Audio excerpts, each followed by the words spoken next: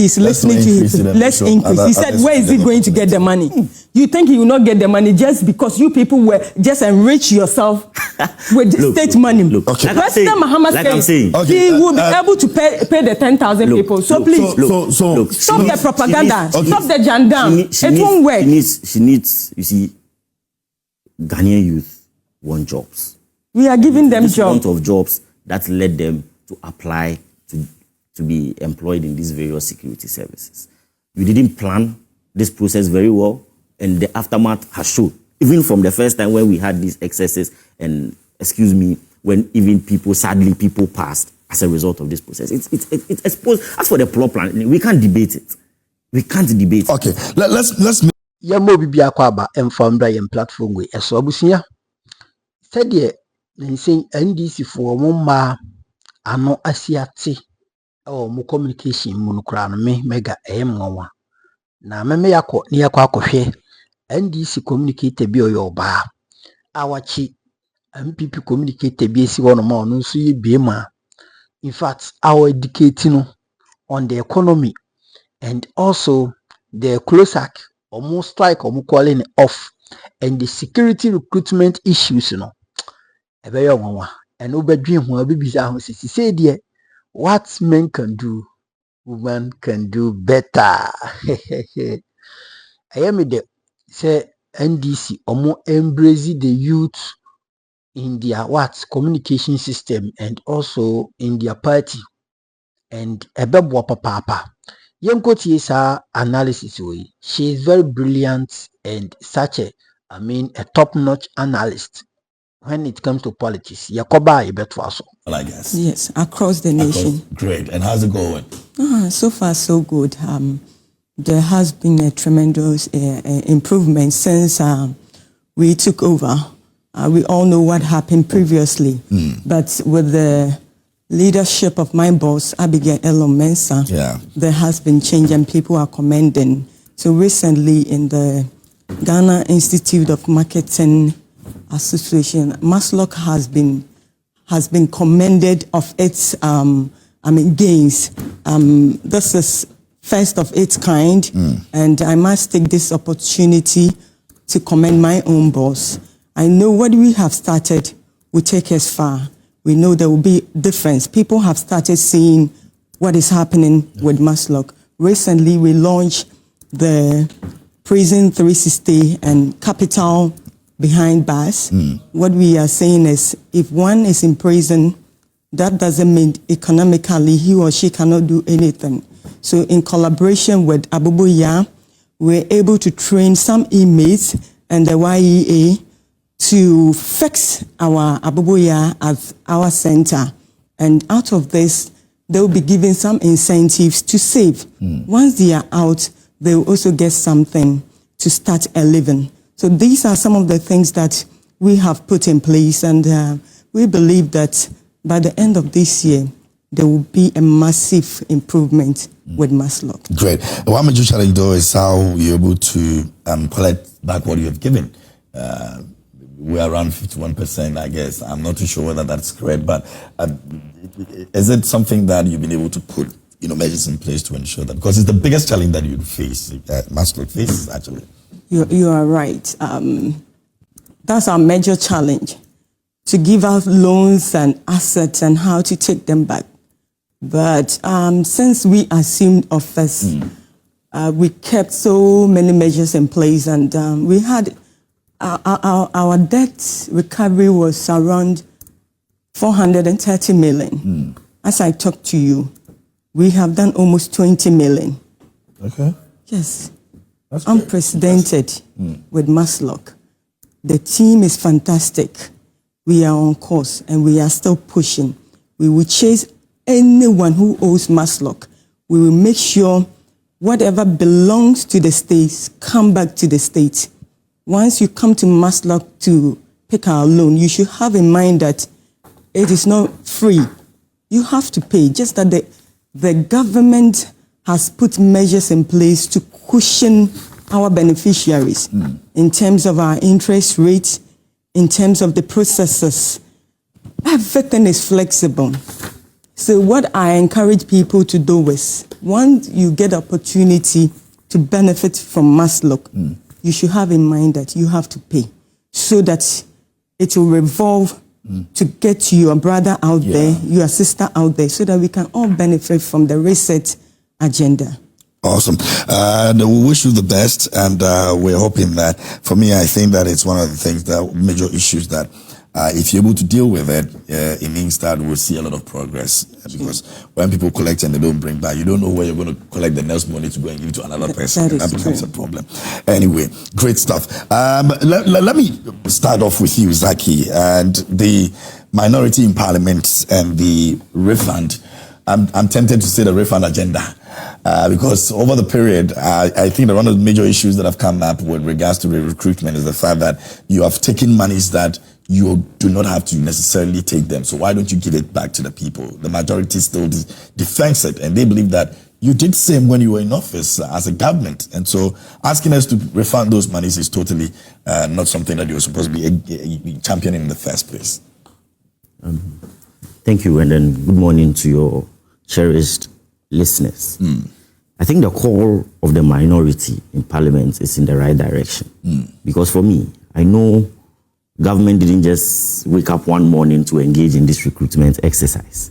Government knew the space or the slots or the number of people that can be absorbed in the various security services. So if government knows that we want, say, 5 people, and then they make an advertisement or make room for 10 people to submit applications or to apply to the various security services, I think at that very first point, it was very wrong. Because obviously, Ghanaians are looking for jobs. They've been promised jobs during the 2024 election. And this government has been in place for almost a year or more than a year now.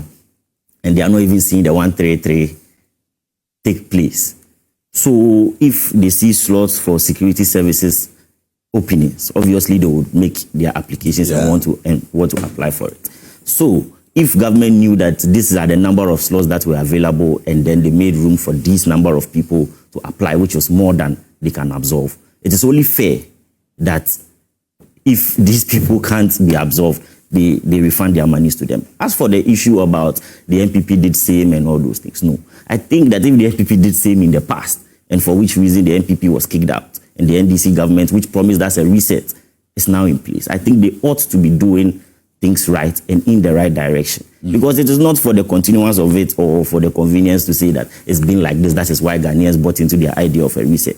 I'm sure if Ghanaians were extremely happy with what the NPP was doing in the past, they wouldn't have bought their reset idea, because the NPP government at the time was doing very well despite the number of issues that rocked our economy. And we also saw the challenges all over the world. It wasn't just in Ghana. So if today you have taken monies from people you know within yourselves that you cannot recruit or you cannot make spaces for them, it's only fair, because some of these people went to borrow monies, had to take loans from people and all that. And we even saw how at the initial stages the recruitment process was quite haphazard. It didn't look planned until we all saw the casualties before government came in and then now made it very decorous and all that. So the call for the minority, in my opinion, is very fair, and it will be very fair to the recruits or those that made their application. So government really needs to look at it. The president believes that there seems to be an issue, a global issue that may end up affecting, the way we look at things in terms of fuel prices. In fact, they're supposed to go up, and all of that. You disagree, because in your time, the same thing happened, and they said no. Global issues do not affect Ghana. It shouldn't even affect Ghana in the first place. I'm very happy you've laid the foundation for me. So it means for some time now you've been following what the issues are, and then you even know what the position of the NPP was when we were in government. Well, the NDC will disagree. I'm sure Vivian will have her own. Because since 2015, if I recall, when Ghana began the deregulation of petroleum prices, it became clear that government clearly didn't have a hand in determining fuel prices anymore. Fuel prices was now determined by the market, the global market prices, the exchange rate, and the taxes that government put on petroleum products.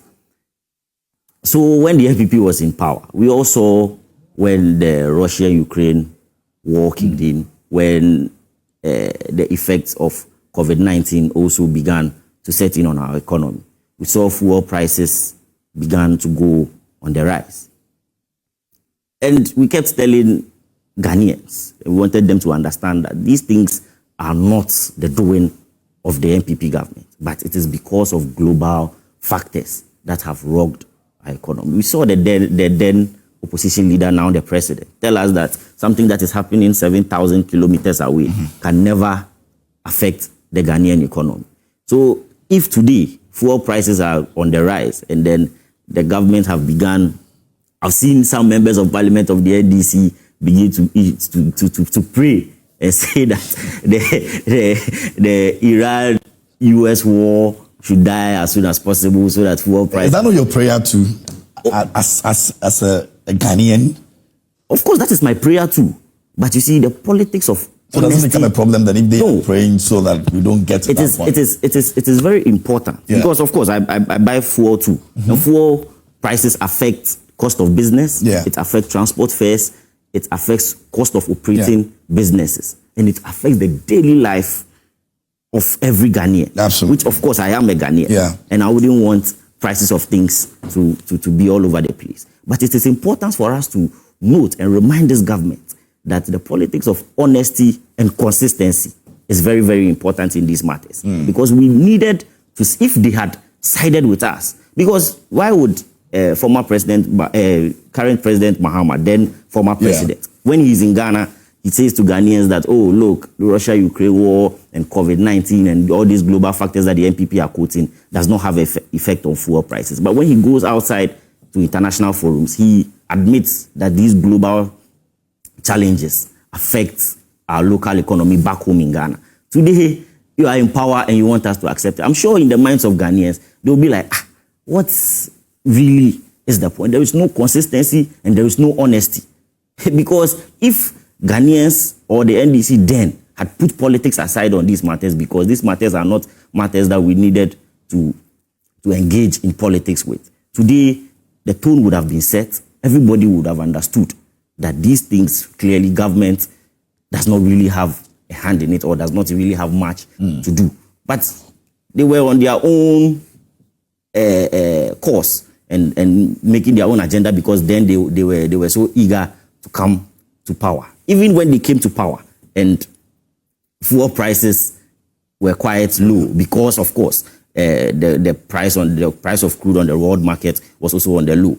They made us understand that, oh, they possess a magic wand which was causing the prices of fuel. They still didn't want to agree or understand that the prices on the world market was low, and then economies were now stabilizing and things were trying to get back to normal. They made us understand that, no, they possess some exceptional characteristics that is causing fuel prices to be quite on the low. So if today we are faced with this, they need to show that they are magic wand and show working and let the Ghanaian people know. Because there are, if they said there are ways that the government can engage in to make sure fuel prices are low. Then today they should show us. They should show us those ways. Okay, Vivian, what are the ways? Do we have the ways that we have to show?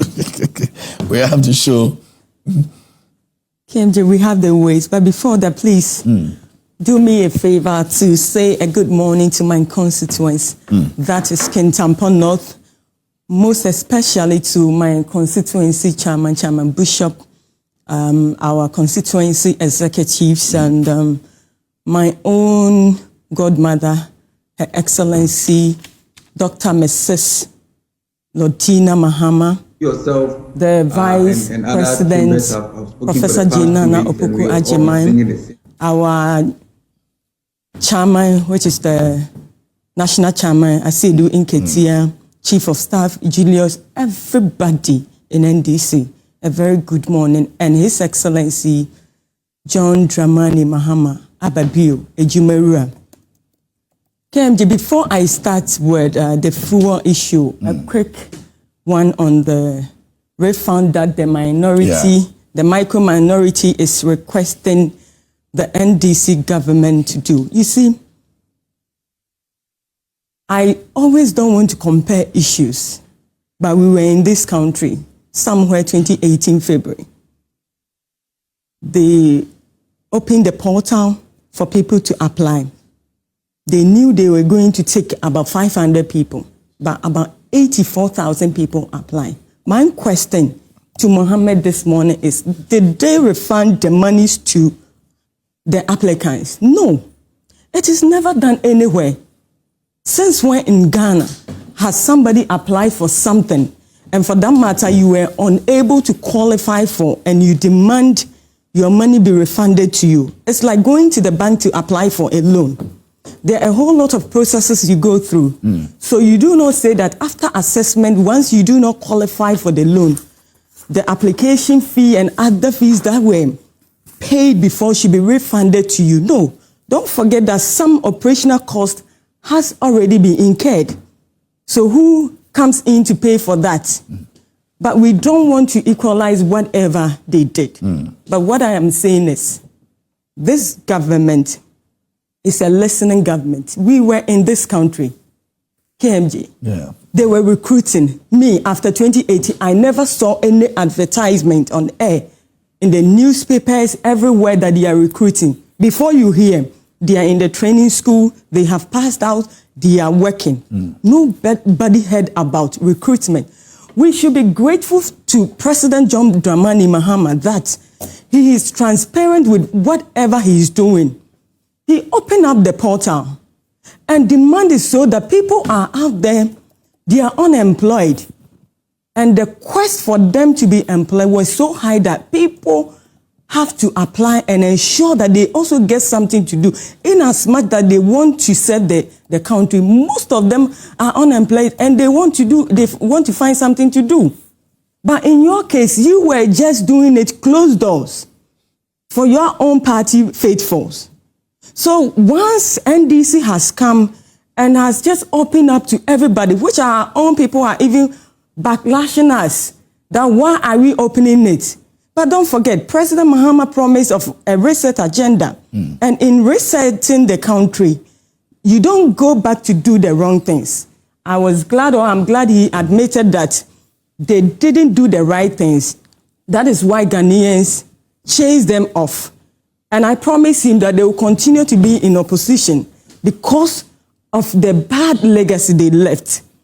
So there is no refund, as the majority leader said. But under the circumstances, the fact that you want to give Ghanaians job, the youth job, and also knowing that there's difficulty, and if you look at the number of people that need youth that need job in this country, there's also the difficulty of these people raising that amount of money to have, a living.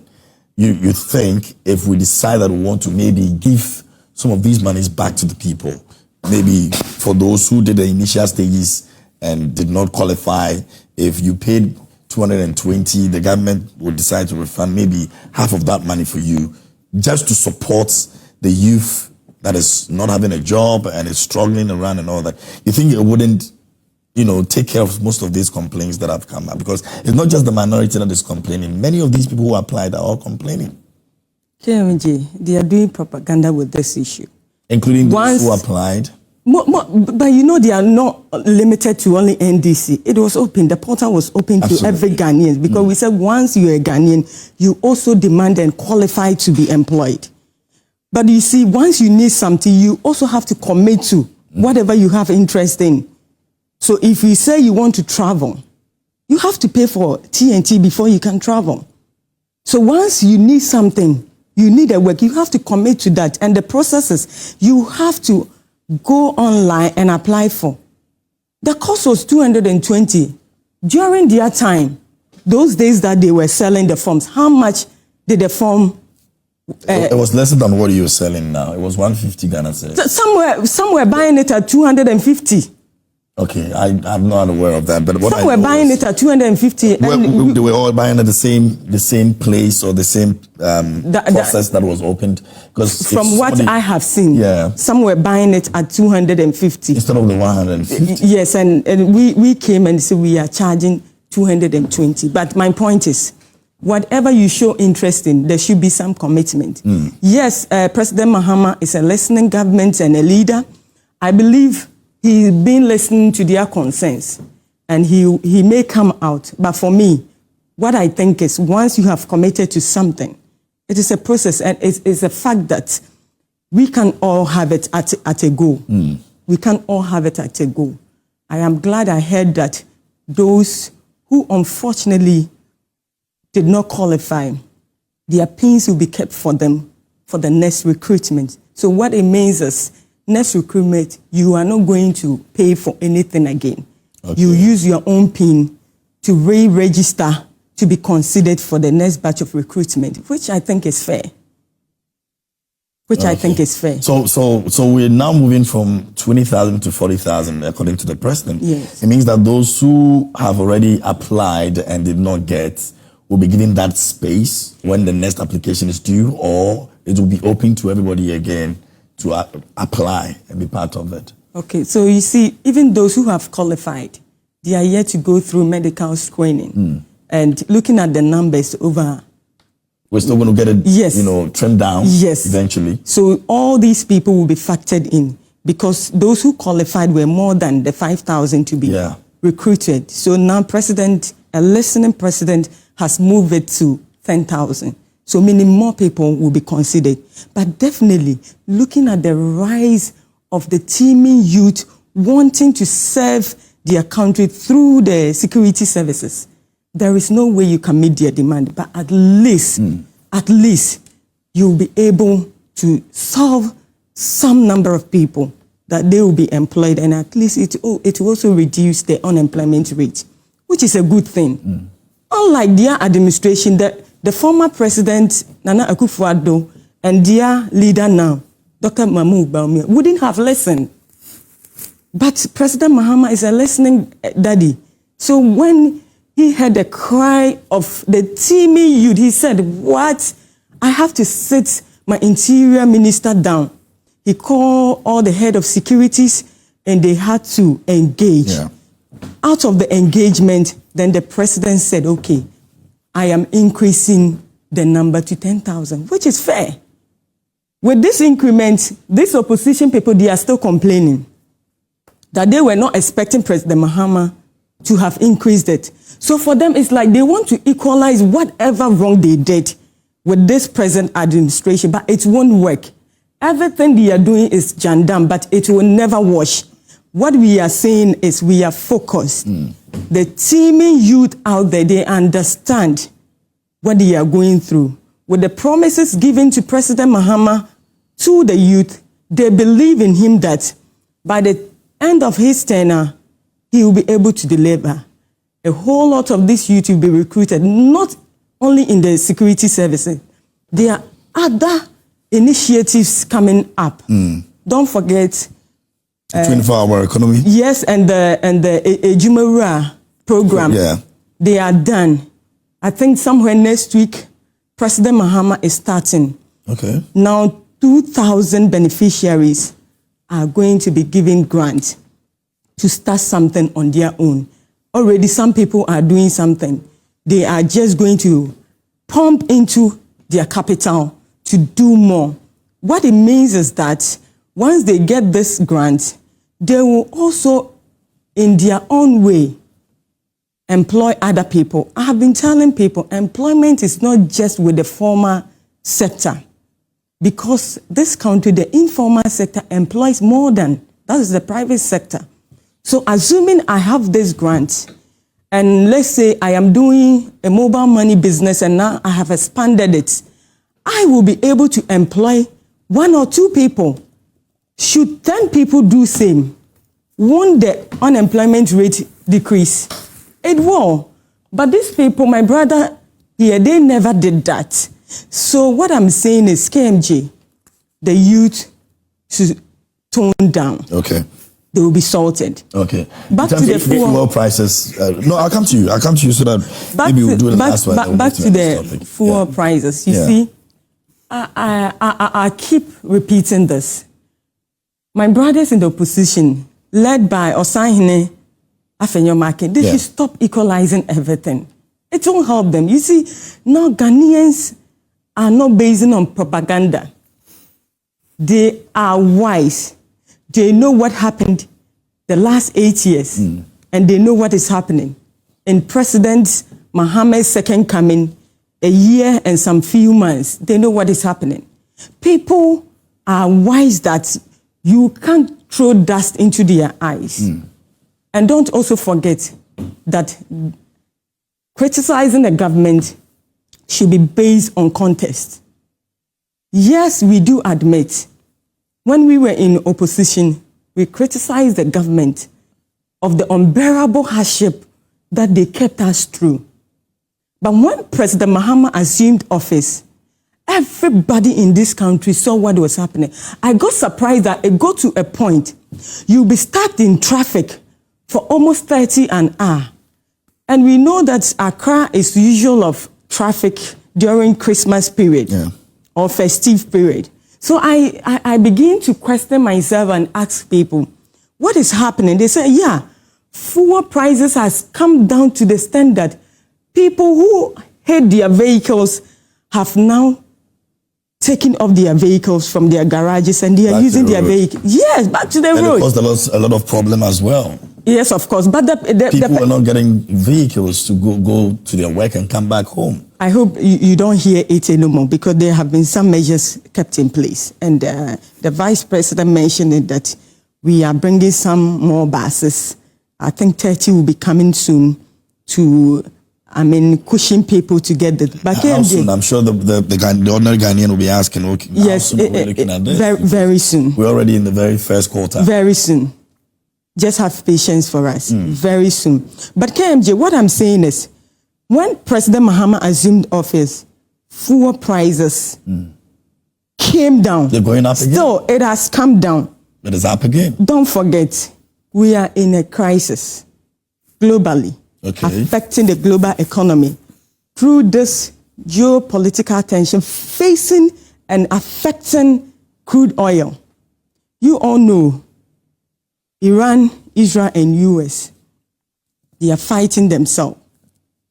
And we get a chunk of our crude from Iran, those enclave, and it is affecting us. But regardless, during the tenure, the Russia-Ukraine one, before that, what happened? Fuel prices were up. Sorry, that's why I'm saying that we don't want to equalize everything and we don't want to compare, though we criticize them. But what I'm saying is, before the Russia-Ukraine war, what was happening? Fuel prices were up. When President Mahama came, the world market price was down.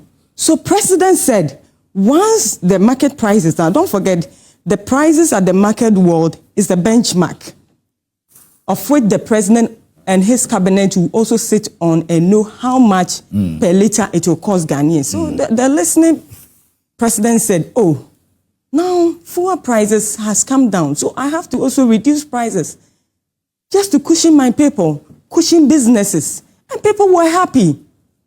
I remember, I think Gulf Station or so, they were doing some a few of them because everybody was just happy. As he said, once fuel prices comes down, it affects almost all aspects of the economy. So people were happy.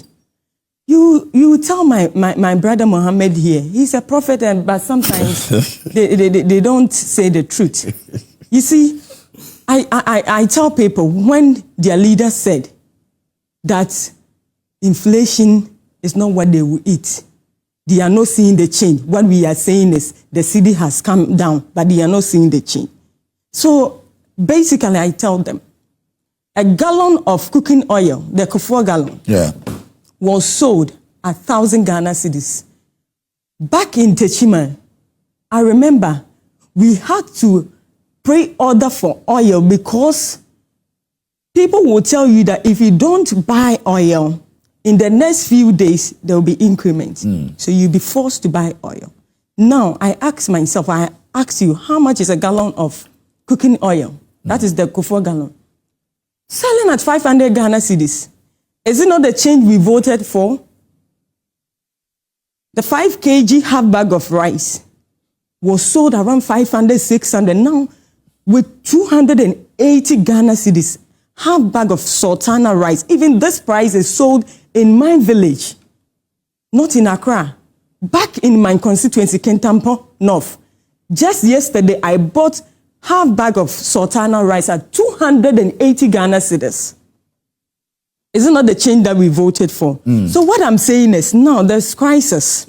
And even with the crisis, don't forget, I think this country, is it Sri Lanka? They said either tomorrow or so, they are having a public holiday because they want to reserve some of their fuel. Are we not going to get there as a nation? We won't get there. Don't forget, Tor is back. Tor has been revived. During their tenure, what happened to Tor? Tor said now they are increasing their production. So we're confident that will not be overburdened. The people will not be overburdened. Prices that we expect. Now, diesel is selling at, I think, 15.5. Yeah, you have at Girl. Yes, based on where you're buying from. That is 15.99. I mentioned Girl. Girl, okay. Yes. To my brother here, diesel was selling between 22, 23. So even if there will be increase, I believe it will not overburden us. Okay. Because Tor will step in and help. But what I'm saying is... Yeah, wrap up for me and then let me take his last comment. This is a genuine crisis. My brother, they shouldn't hide under their propaganda, trying to throw dust into Ghanaians' eye. It won't wash. It will never wash. They've all seen what is happening. People are stuck out of this crisis. Iran, I think a vessel where they stored their crude, we all know what happened to them, explosion through this war. And it is affecting the global. But President said, no, I have to sit with my people and know how I can. If left for them alone, I know by now we'll be buying diesel at 30. At 30, he mentioned something. You asked him, the president said, we should pray that this crisis will come over soon. He said he doesn't believe in that. You see, these people, they are hypocrites that, I don't know, they don't always want to admit real issues. This is reality that we are facing. COVID, Ukraine-Russia war, though had an effect, but the impact shouldn't have affected us greatly, especially with the COVID. I'll come then. Where I used to work, we're giving these women and men some small loans after the COVID. We call them the SSI loans. Okay. After the COVID, these are some of the post-COVID measures kept in place. All the monies were given to the applicants for free. Ask yourself, if an applicant with a bank has been given this money for free, what happens to the government? It means they had monies from the international donors and other partners just to cushion them. But they were able to sit down to enrich themselves with all those grants and funds that came to them. But President Mahama is saying that whatever happens, he will be honest. He will be transparent with the people. He will know his people to understand. He will let his people understand the reality. And once he engages and talks to them, they will understand him. Okay, all right. Let me have your take, Zach, and then we'll move on to the next issue, Closak's strike, which has been suspended. You see, my big sister's submission has done only one thing. That's further exposed the inconsistency and the fear of the NDC being exposed by their incompetence. Because when fuel prices were down, and I made that point earlier, that when fuel prices were down earlier in the year or when they assumed office, which I believe not by any magic wand they possessed, they made us understand that there was something that they were doing that caused for fuel prices to be down. Yeah. Now it's going up and you keep reminding us of global factors, which when you were in opposition, you kept denying that global factors cannot affect fuel prices to go up. So on that point, I just think that, look, they should be admissive enough. they should come to the Ghanaian people and let them know that the propaganda that they engaged in back in opposition, today in government, they've been exposed to the reality. If not, when it becomes so clear that their incompetence has become so clear to Ghanaians, it will be too late and too bad for them. On this security services issue, look, the surge in the numbers is as a result of one thing. The Ghanaian youth want jobs, and they were promised jobs by the NDC. Simplicity. They were promised 133. They were promised that government, there's going to be jobs to the extent that one job, 3 people, 3 shifts. They have waited and waited and waited. They've seen that there's no hope in sight. So what do? They go and clutch on to security services openings that have been opened. And you see, this also exposes the bad planning of the government. And it is clear that these fact that we wanted 20,000, but we will now do 40,000. It exposes the bad planning of the government, or the poor planning of the government. Because clearly, you didn't plan for this 40,000. You are only reacting to the pressure that is coming from the Ghanaian youth that applied. And clearly, there was pressure. I'm sure you saw it on social media and all over.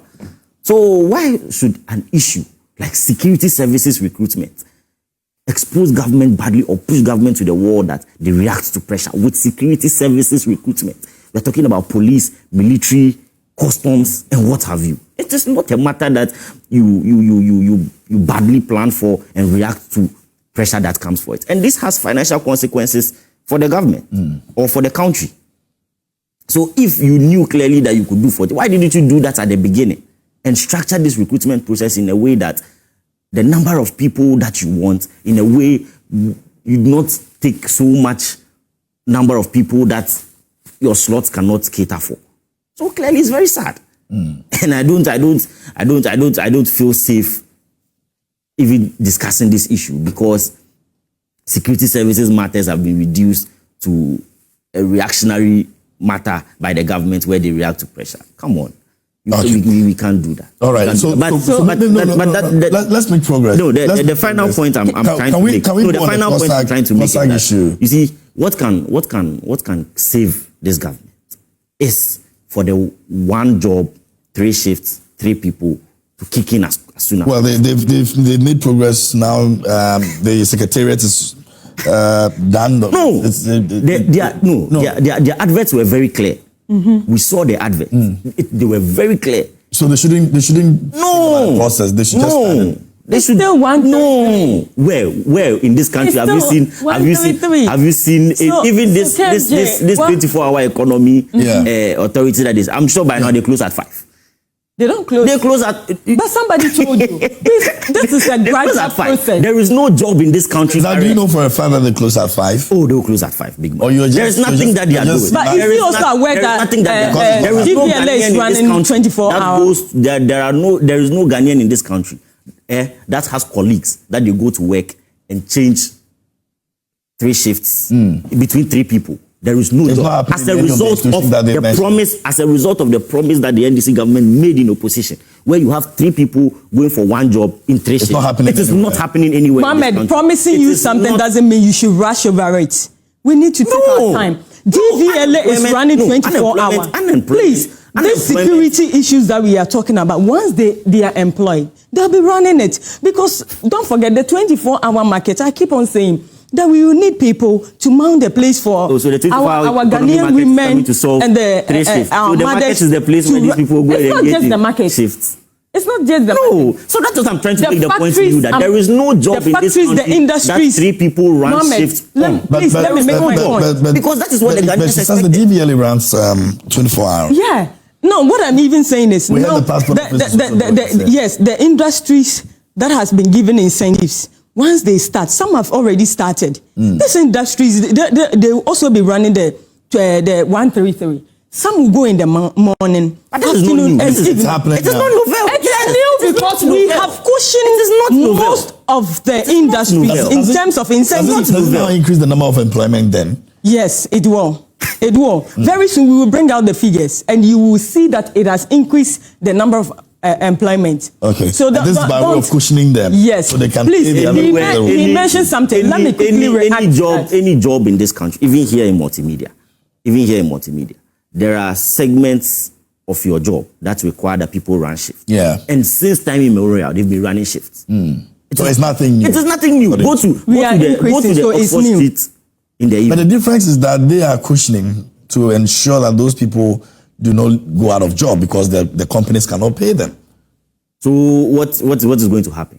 It means that the people still have jobs. That is not the problem. KMJ, let me react to what he said about I think one promise of the NDC. Then let them react. Let's move to the first issue. One promise that was quite clear to every Ghanaian, especially the Ghanaian youth that was looking forward to a job, was that a government, NDC made a promise that a government was going to come, that one job, there will be 3 people and 3 shifts. And you have not seen that. It was very clear. Okay. Zach, it was very clear. React to that and then let's move to the first issue. Zach has just positioned. These people, they are always engaging in reactionary tactics. Now they go to do economy, say they are going to do a law, and this is not what the law has been passed. This is not what do you want to react to, and then let's move on. He mentioned that because of the pressure that was mounted on President John Dramani Mahama,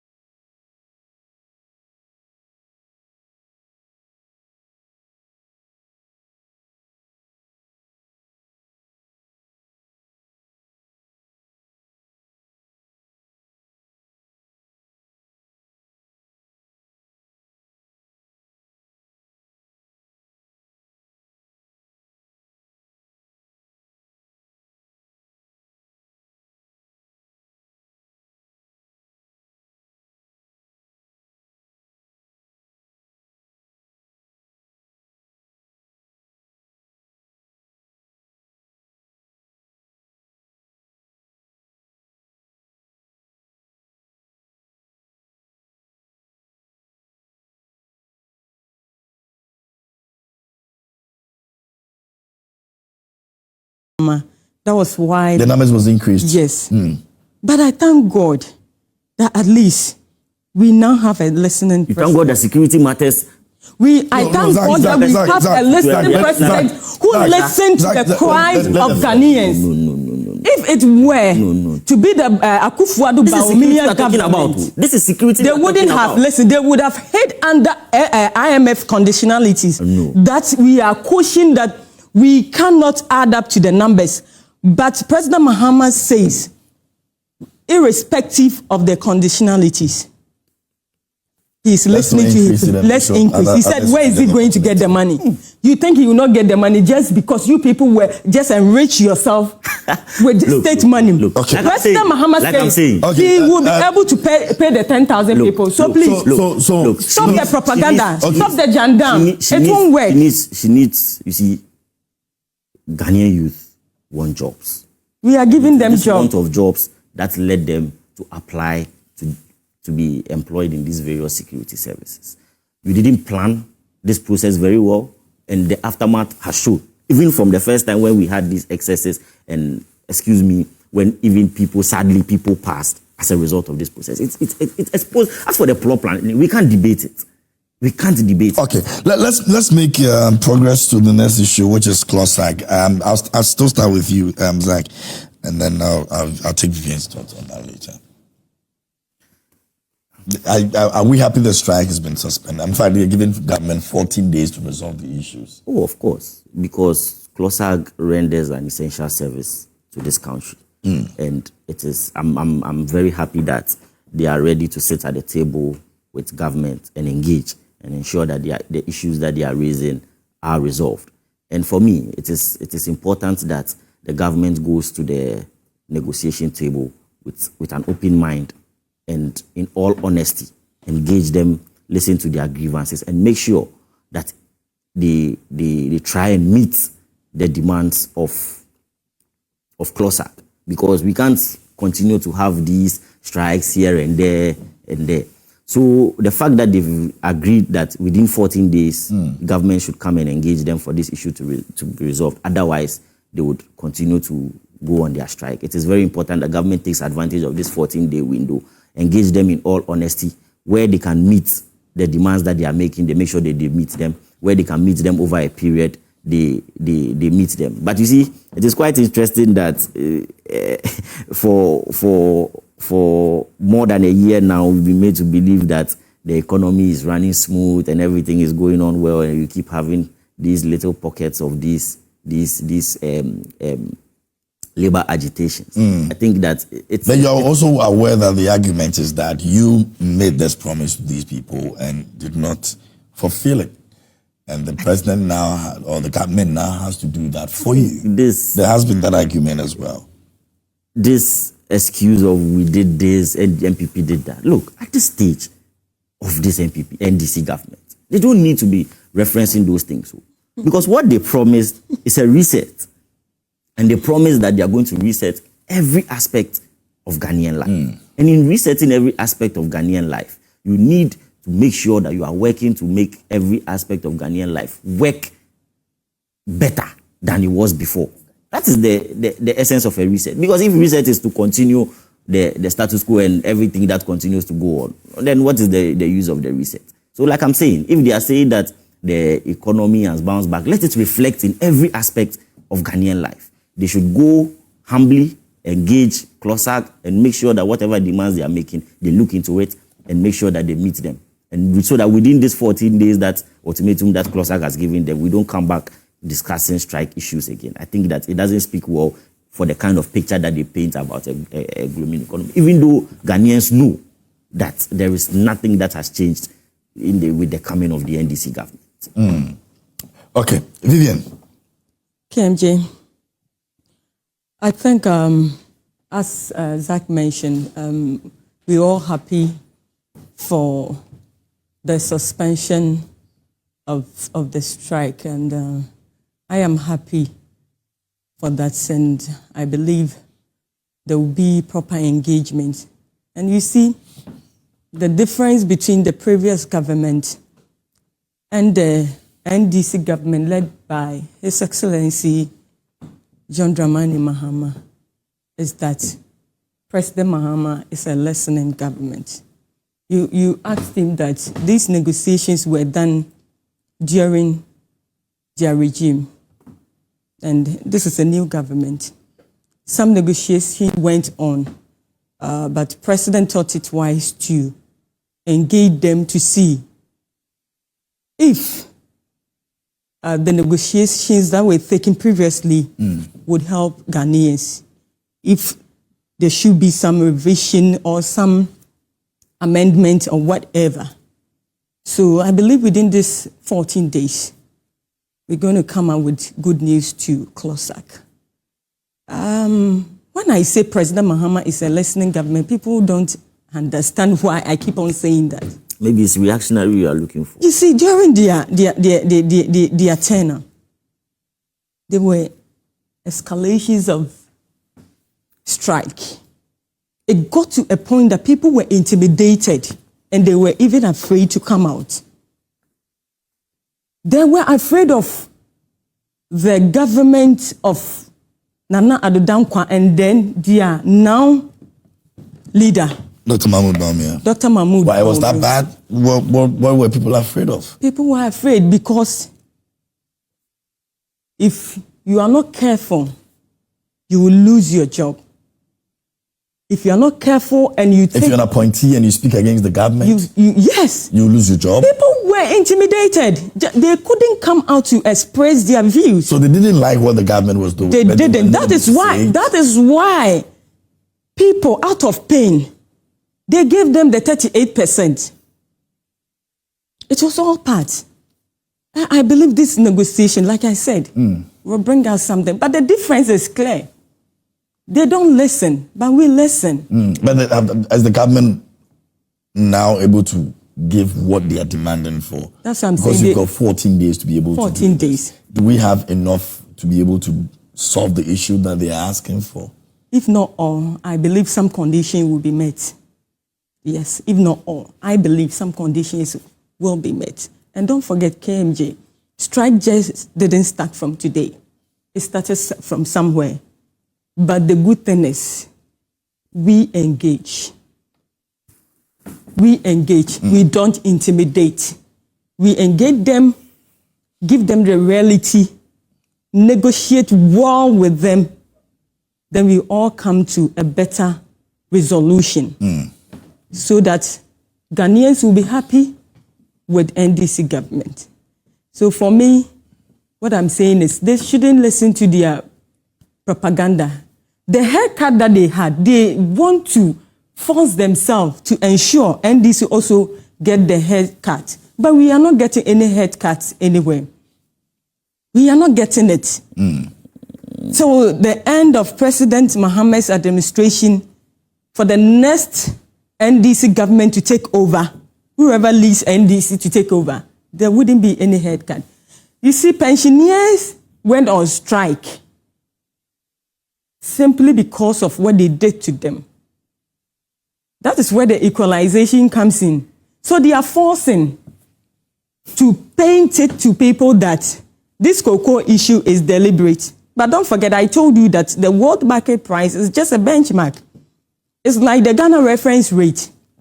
It's a benchmark for the banks to also charge their interest rate. So once the reference rate is down, if you're a bank, you'll be forced to reduce your interest rate.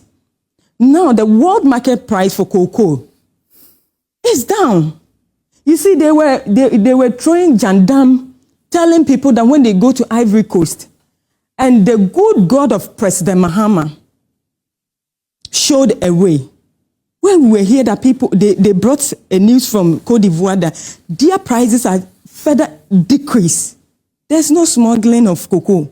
Because the cocoa farmers themselves, not the NDC cocoa, the NPP cocoa farmers, where they called them to come out and say certain things. We have NDC and NPP cocoa farmers. For them, they have NPP cocoa farmers. How is that?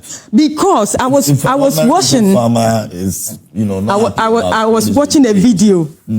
One woman came out. I've said Duba Kunye, that is 11 years. She hasn't been paid. So I asked myself, if you are not an NPP cocoa farmer, why would you come out? Something that just happened with this pricing windows, and you say you have not been paid for 11 years.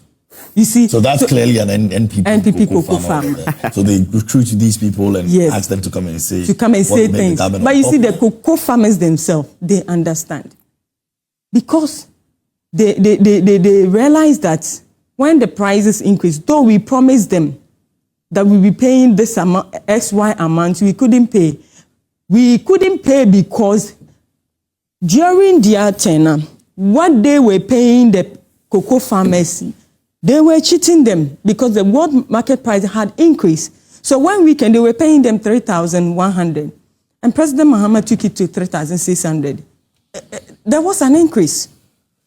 Even if it's marginal, there was an increase. And now, we've all seen it. The farmers themselves, they've seen it. But they also understand. They believe in the government of John Dramani Mahama, that all the promises given them with the inputs to be giving them, whatever incentives to cushion them, they will be getting them. Okay. So they are happy. Okay. So the NPP cocoa farmers, they should give us a break. Okay. No, I'll come to you. Let me do a few messages. I'll come back to you. This one is from Honorable Timothy Atabuade, and it says, President John Dramani Mahama never said global issues do not have impact on world economies. He was very candid in his opinion. He clearly stated that our economic problems were self-inflicted, and everyone can attest to that. So let no one sit there and misquote the president. The erstwhile Akufo-Addo administration willfully mismanaged the economy, leading to the IMF sending officials to police the Bank of Ghana and the US sending officials to police Ken Ofori-Atta at the Ministry of Finance. The incompetence of these people left our economy on its knees, leading to haircuts of pension bondholders. If this was not sheer incompetence, then tell me what it was. And it goes on and says, does the reset means taking one to reset an economy that has been willfully destroyed by the past 8 years? What at all is the Abdul Hamid talking about? We're not running away from the reset agenda. We are busy righting the wrongs with excruciating consequences. Okay, that's from Honorable Timothy Atabuade. Master Planner says that, okay, extend my greetings to my sister Vivian. Tell her to reduce the propaganda. Okay. On Facebook, Ebenezer Akron says, you to Mr. Host, you're sitting down mute and don't ask the NDC lady sensible questions. Why NDC, do we have COVID-19 that is making fuel prices go up? Please be fair and ask questions and don't allow NDC to still throw dust into our eyes. It's been over 15 years of me being in this industry. I understand people like you very well, so don't worry yourself about that. I go past that level. Isaac Azombo says, Prime TV, have you realized your viewers are not growing? You're basically doing the bidding of the NPP, and viewers are so smart to read between the lines. Your news do not fly. Okay. That's your opinion. You can stick to it. Ebenezer comes in and says, tell the lady there that it's not campaign time, so she should tell Mahama the 133 24-hour is a failure, and they are going to employ the NDC tax into the police and would get them out when NPP comes. Maybe you are not even speaking sense from the very first one that you said. Cole King says this Sankwa's minority and nonsense. And okay, that's let me get the messages on the other side and read a few for viewers, and then we'll come back and see how we can wrap it all up. Can I get okay? All right, on WhatsApp. Okay.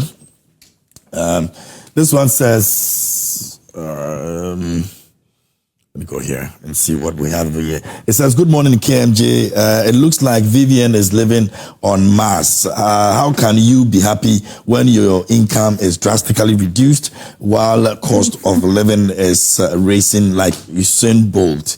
And this one over here says, dear KMJ, the Israel-America-Iran war's impact is real and the ripple effect on Ghanaian economy, but not COVID-19 during the Akufo-Addo's administration. It was rather a bonanza because the money that came our way through World Bank and IMF was enough to cushion Ghanaians in the whole world. Tell me which country imposed COVID-19 levy on its citizenry apart from Akufo-Addo's government. The comparison the NPP is making now is infantile and claptrap. So they should stop the cacophony. Good morning, Charles Champon Sefie, Humchebre in BBNE.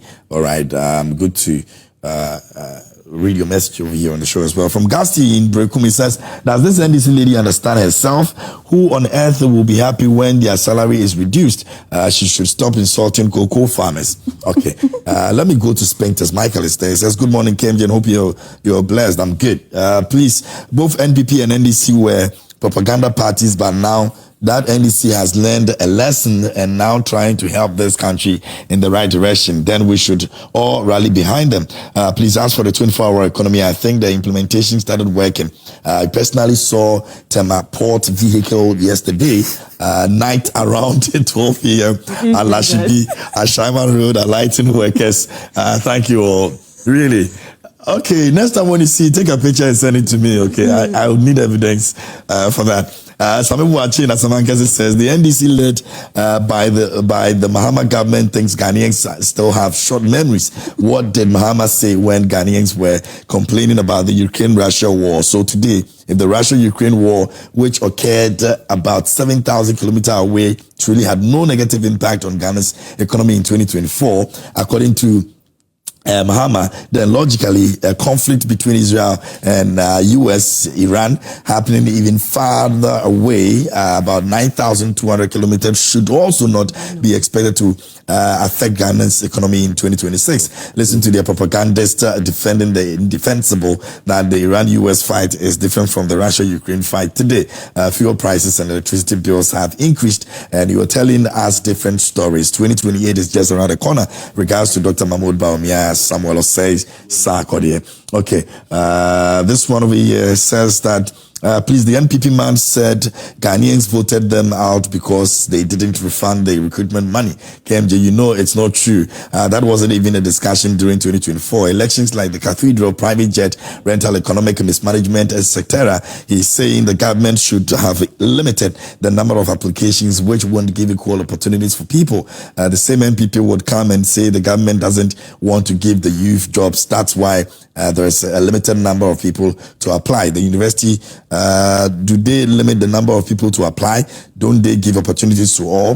When you don't get admitted to the university, refund, do you get refund of your money? The recruitment staff, we didn't see today, the NPP cares about Ghanaians. Okay, I said read my message, or you're reading those who say.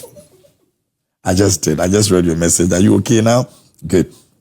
Hi, good morning, sir. I'm Daniel from Kwawu. Please tell the NDC lady to keep quiet. That is Vivian. So maybe when you're sending your next message, you can address her. Let's try and get used to our guests who come on the show. Okay, so Vivian.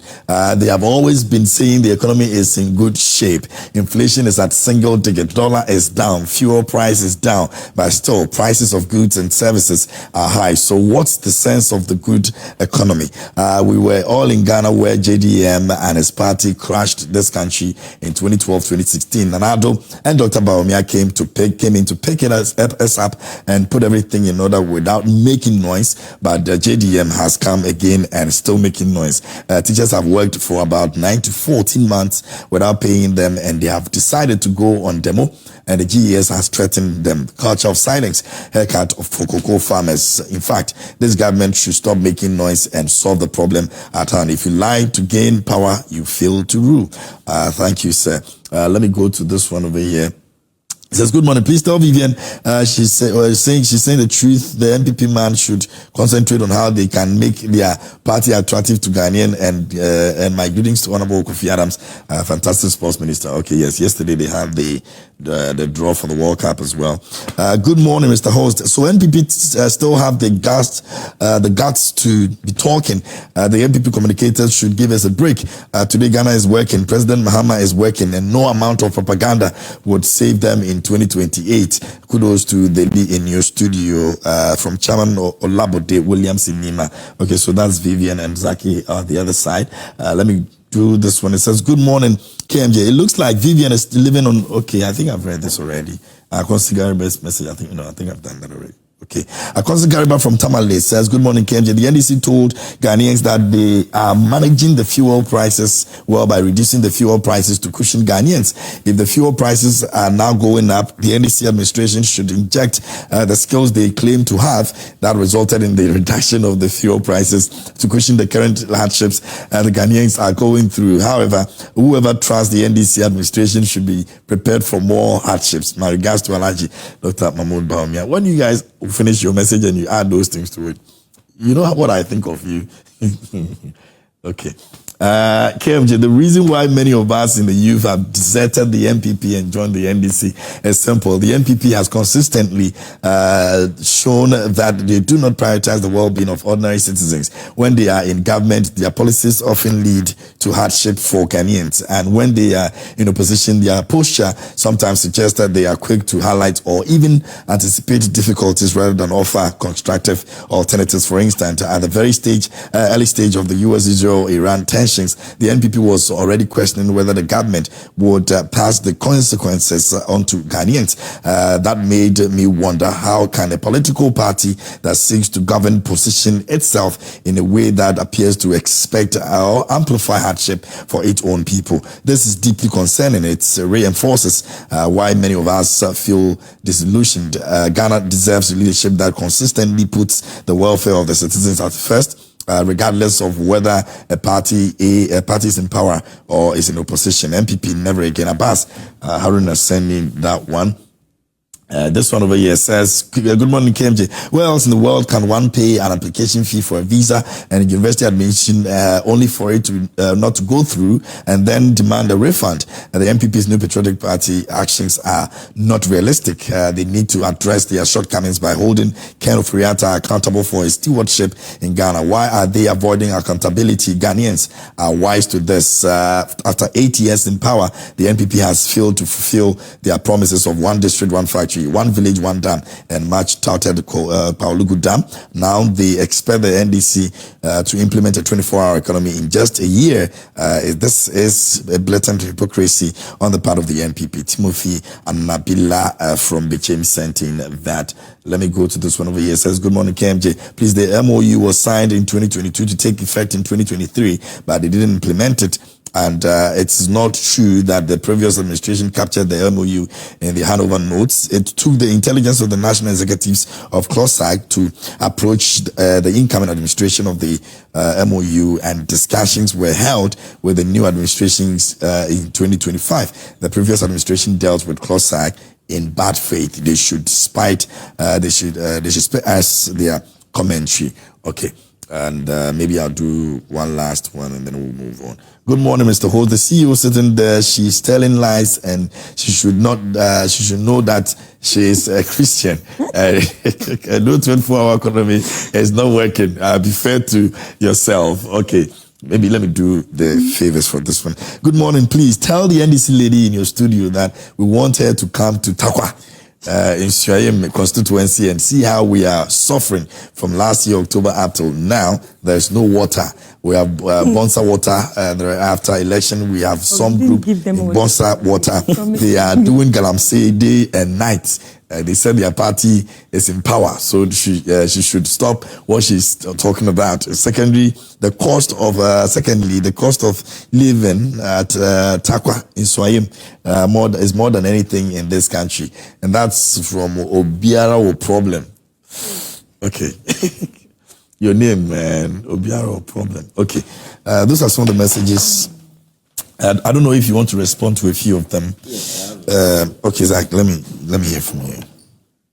So I want her to note that even when COVID struck under the NPP government and workers were at home, the NPP government was still paying them. And I'm sure the workers today remember how the NPP government continued to pay them.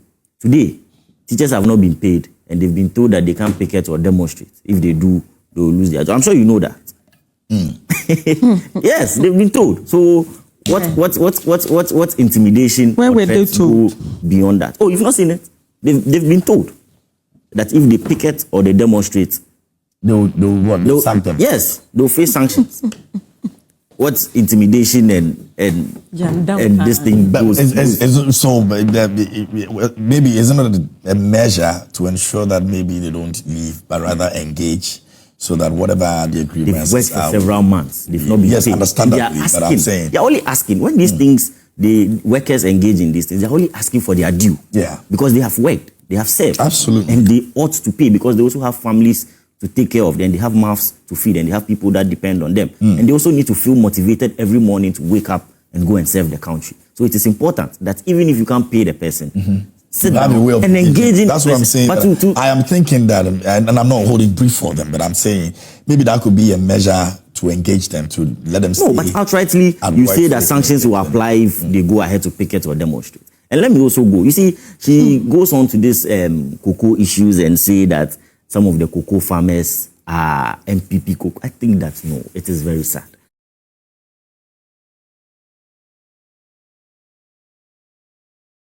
I think that no, it is very sad.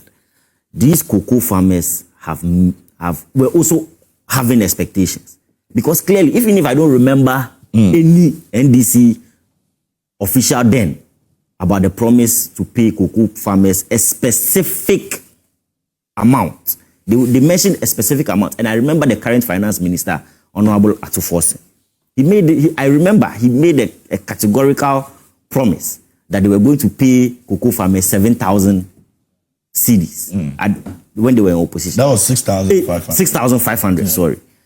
At that time, Atuforsen was making that promise. He was then minority leader. And previously, he was deputy finance minister. And you see, for President Mahama, he's been president before. This is not his first time where we can excuse him to say, oh, probably he didn't know the exigencies of governance. So probably when he came into office and he now found out how these things work. When they were making the promise, most of them, and I stick to Honorable Atuforsen, because he was former deputy finance minister, and he made a promise that they were going to pay 6,500 to these cocoa farmers. Today you come, and it is not even what the NPP government was paying them, but it has further reduced. Under the prevailing circumstances. No, and then you sit here, you see, you can even explain. It's about posture. But today you want to say that the people that are complaining are. So it's the way they go about it. It is not about the way. It is not about the way. You see, this morning, her submissions has really put fear in me. Because yes, it makes me be on the edge to say, is our country heading in a wrong direction that these NDC people fear that their incompetence will be exposed? Because the running around and she seems to be making excuses for them for some danger that is ahead and not solving the problem. So I'm really scared, because I don't know if she's going to beat around fuel prices, which we know their position on. She's beating about this cocoa issues and now reducing it to say that the people that are lamenting, people used to receive a certain amount, it has been reduced drastically, and they are complaining, you say they are NPP. The messages that you read, the messages that you read, people complaining about cost of living and blah, blah, blah, blah, blah. Are they NPP people? If you go to the pump today to buy petrol, or you go to buy anything at the market, would the market woman ask you, are you NPP or NDC, and give you a different price? No. We all see how the good economy they paint has no effect on anybody. It has no, even you, I'm sure. You know, it has no effect on anybody. So these people need to know that they really spoke a lot, they bragged a lot in opposition. They've been hit with the reality. We are not going to excuse them, because they've been in government before. President Mahama has been at the helm of Africa, and most of his ministers, some were deputies, and today they've been elevated to ministers. We've seen it. Look at today, Honorable Samuel Okudzeto Ablakwa. He can't even speak on this presidential travel. We saw his stance on it, and saying, and we remember his words specifically, that the presidential jet was in pristine condition. We used to learn grammar from him. Pristine condition, and that the president has no excuse. Today we see excuses being made, and we are being told that the president cannot fly commercial, and it is not in the good place for the president of the republic to. I saw yesterday somebody asking that was President Akufo-Addo an SRC president? That's only he wasn't president that demanded dignity with his travel. His flight details will be put on social media with all the security threats. Responded to that issue, right? Yes, and that is where the point, he makes a point in his explanation or his defense that the president's travel requires some dignity and security. You remember, the President Akufo-Addo's former President Akufo-Addo, when he was traveling, he traveled, his flight details will be put in much detail. You and I. If today you are even traveling, some of your family members, they get to know when you get there. Yeah. How much more the president of a country? You come and put out his details. His days, he moved from here, he's going here. It wasn't dignifying of the office of the president. Okay. Today, the person that led that is no less a person than the current foreign affairs minister. I'm sure he knows the implications of all the things he did. Today, if he engages himself in some sober reflection, I'm sure he he will have a rethink of what he did in the past. So, just as I said, her submissions this morning from fuel to the CLOSAG issues, and she herself went to bring in these cocoa issues.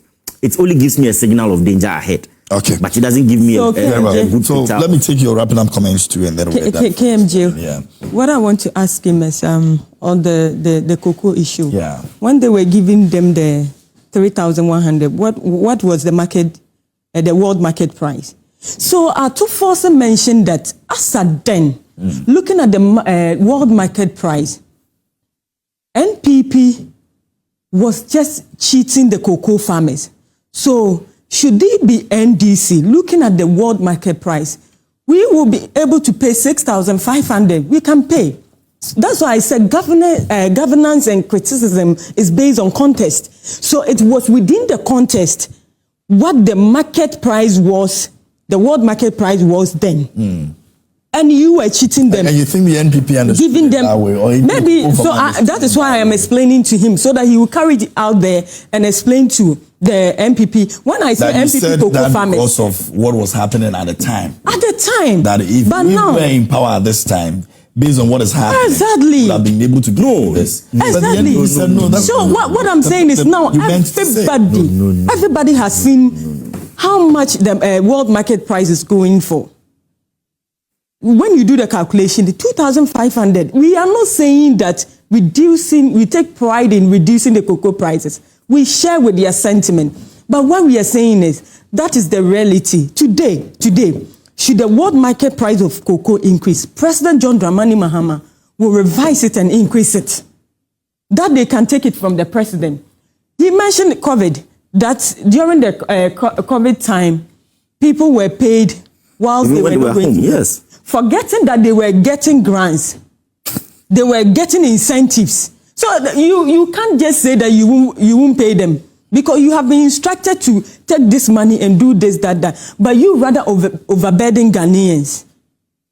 So please don't take any political score for saying that you pay. Don't also forget that people were working from home. No, but you were comparing the situation. People were also working from home. I'm sure Ghanaian So if I'm working from workers home, are watching. They can text, I demand payment. They can text in and let us know that even when COVID disrupted the world, not Ghana, even when COVID disrupted the world, how were Ghanaian workers treated by the NPP government? They are watching. They can text in. What I'm saying with the COVID, you people enrich yourself. You have so many grants. But I'm saying, you have so many grants. So don't take I'm saying that. I am saying that you pay people. Ghanaian workers are watching in all sectors. They know the difference. In all sectors, and they should text in whether the NPP government, when COVID struck the world, how were they treated by the NPP government? And subsequently, the kind of relief, the kind of relief that generally the government gave Ghanaians in the midst of that hardship. You see, it is very important that when we are addressing the issues of Ghana, these are very sensitive matters. And when we are addressing, you see, she could have been much more admissive and say that, look, and I made reference to a specific person. I said, Honorable Atuforse at the time was minority leader and then former deputy finance minister. So clearly, this is a person who understood the workings of the finance. He said that, and he made a categorical. No, he said that within the context. He said specifically that when they come, he said that within the context. Farmers 6,500. When you were charging COVID, what is even there? Look, assuming they came and then they maintained what the NPP government was giving these cocoa farmers, I'm sure they would have been okay. Even if it was maintained. But we came to increase it to in the face of your promise. In the face of your promise. If I said it was within a context. Before it was dropped, you think that they should have just maintained it where it was? If they could have, in the face of their promise, putting it side by side with their promise, if they could have maintained it. If you couldn't do that, find a way of engaging these farmers. You left them until the farmers. Are they not doing that? No, the farmers began to agitate. The farmers began to agitate, and then the People's Forum began to now help them. Okay, that should have been done. Elevate their concerns or their cries. Then before, you see, this government is always engaging in reactionary. I don't know whether they don't receive briefings or they are not on top of their issues, because they always seem to be reacting to everything. Cocoa issues, it seems to be reactionary. Security service recruitment, reactionary. Everything, fuel price increment, reactionary. That's why I said this morning that, look, she gives me some signal that there seems to be some danger ahead, and she wants to make excuses for the incompetence that will be exposed ahead. KMJ, you see, Ghanaians. We have to go. Ghanaians are over with the noise making. They need leadership, and the leadership they need is President John Dramani Mahama. Okay, he's honest with the way she's talking the way she's making her point, the way she's talking and saying that let's say it is appearing to me as if President Mahama is still in opposition trying to come into office. He's the leader. Second time he was in office, he went out. Let me say Franco Trading Enterprise this morning for bringing us news flash here on the show. Big thank you to Vivian. Vivian is the CEO of operations at Deputy CEO, forgive me, of operations at Maslock, and Zach represented the NPP here this morning. Sakonya we MPP ni enyabi. MPP ni ba enya sakonya we bi. Odi ayatna se na check na fo woni form na hwe MPP communications team na members no. Emaya di mo. Afi na mo hu so mo di enkofo bi nti so mo ze frafra bi Sheldon. Sabi baya short bi no. Mo say on so kasa di mo party no. Minim so wo no mo di ni badi I don't know. Ba mo mayen ka no kore. NDC omo mo party na ya akono. Sa anye na nsin recruitment ho nsensem wahala bi na ba no kra no. Uhwe se de abaya na wura no wakire mu a NDC omo pe fairness omo mpese overnight ye da sorry ya omo si omo akofa police for adwuma no bi shi uniform obi betu kwan aba within a week obeba no she police uniform unhu ba bi okofa e unhu bi de okoye unhu bi okoshia no. That is MPP for you. But this time around no, in fact I will say Bibia Wudaho as part of the resetting agenda. Said the year John Germany Kwame Ekayeno and President. You see, a person ye MPP for ya because say Nyama Papa Koso party NDC one. That's NDC 4 to 2 Nyama ye. No moon say MPP for Monty Mania. Na MPP for ya. Ne chomuti sekuru. It is almost a recruitment once and no. O my room kan na MPP for your moya. What do you for when you to form? For when you say to form. And Sema MPP for a bayro mo kan ho asem pa. Do you know why? Na a MPP for ya. For example, a cocoa issues in the buy. Say MPP for no more by one can we for munya even 2,000 crame cannot crash them. MPP for na owo abamu nka koko akuafo and kamunya 2000 kra na nkampese 500 cedis abesoso enti MPP for ya eyomo ya etwe omo ti sekuro sese bia buru se bia nyado anya omo a omo no mo abamu no mo nya ntwobu ache no mo dia ka asem but omo hu se NDC for abo koko akuafo enti na mo befa kwan bia so no mo dia say NDC MPP NDC for omo government enembwa kukwekwe afo bibiri ate ase adi chesebi omo ye POMPP omo kachire omo se omo de omo wo se bi omo de MPP ne twa omo furuma sai kukwekwe afo ne de okom asem kra yeyi eno no mintimi nkom asem omo asem but kukwekwe ni bia o use modern technology kokokua ni bia wonim de oye kokokua ni bia wonim se de ne Ghana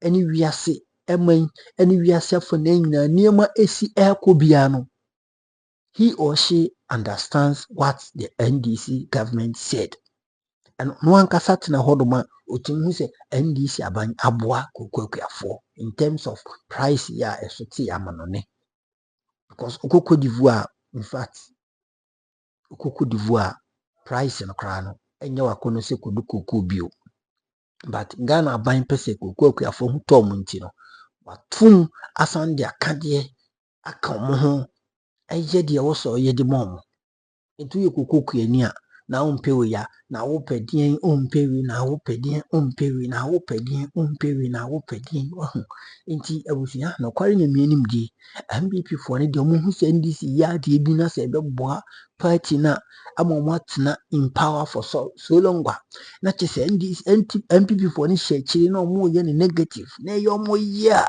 na twa mo ti sekuru but mo nso na munya se konya we a enka mo de befa ho adi kokwa kwafo sika enka mo de befa ho ama kokwa kwafo ho akyere mo okurum ha enka mo beto patrum se enka Russia amuka ne se Iran Israeli any sane ma we anka sambre NPP for happen so anka petrol ni nam aminka anka 60 cedis per liter o he men dada o enka dollar de enka sambre hu akoto 100 cedis